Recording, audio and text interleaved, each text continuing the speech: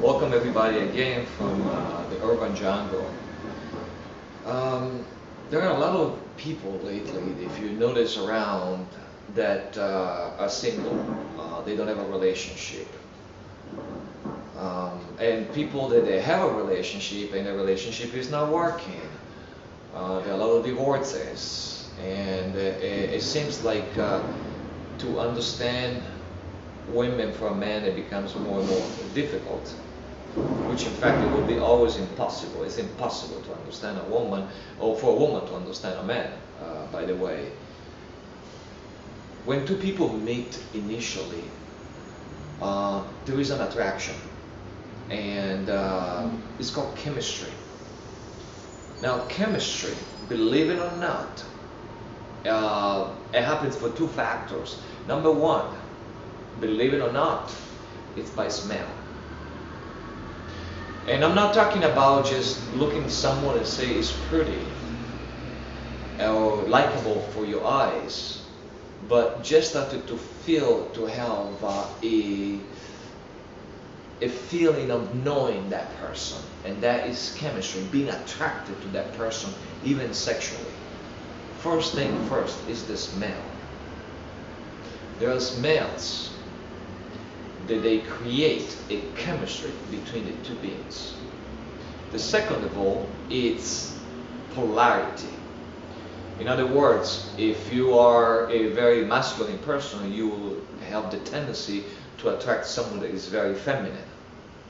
If you are very feminine, you will have the tendency to attract someone that is very masculine.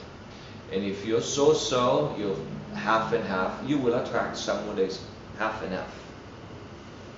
Initially, love will be very powerful. Fireworks, all kind of passions, fighting, making love, and with time start to wear off. And in that moment, most of the people, they start to think, well, I really didn't love that person because I don't feel what I used to feel back then. Really what's happening is that the chemistry, the hormones, attractions, they start to wear off because you're getting used to that person. And so what it used to be a surprise, what used to be a new discovery, is no longer there.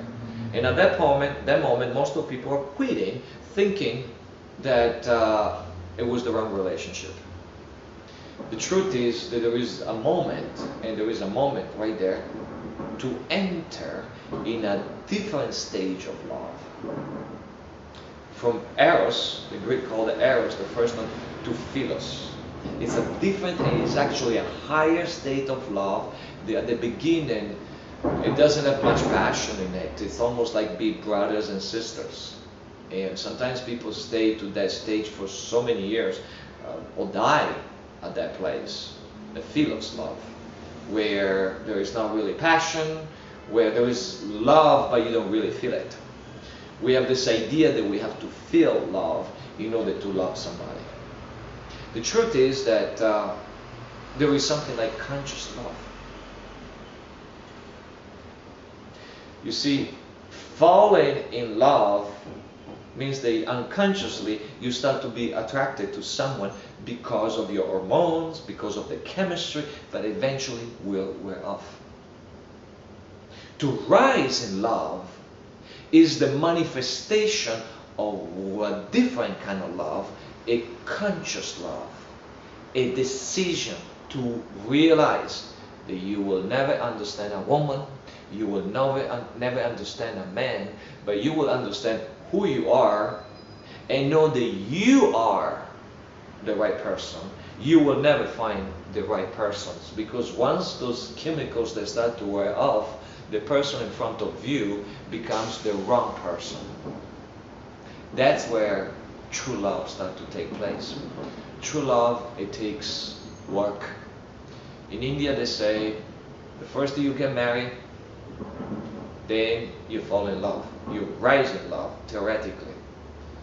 In the West, we first fall in love, And then after marriage, we fall out of love.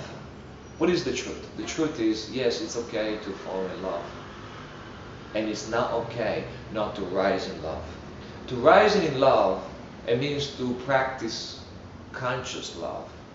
To practice conscious love means to spend time together every day, looking each other in the eyes, connecting heart to heart, finding the love that you have inside and reflect it in your partner unconditionally. There is such a thing like the second wind of love, where people that are in a relationship for a long time, 20 years, 30 years, and they completely forget about each other. The rising in love is very important. The rising in love is a decision to look at the person that you have in front of you without feeling what you used to feel chemically, and to discover a new kind of love, a love that the magazine don't talk about, the movies they don't show, because they always show the passionate love. The second wind love is the real love, is the love that lasts, is a mature love, is the ultimate surrendering, is the surrendering that the person that you become is the right person for your partner. Now looking for your partner to be the right person for you. Now, to come out of this disease that is underlying the society of being lonely, to come out of it, it's stop looking for the right partner, for the conscious partner, for the partner that goes to your church, for the partner that it's belonging to your party, that looks in a certain way. Stop looking for the perfect partner and become the perfect partner. Once you become the perfect partner, once you realize that you will never find somebody perfect, but you have to find you to be the perfect partner, the right person, the right partner will appear.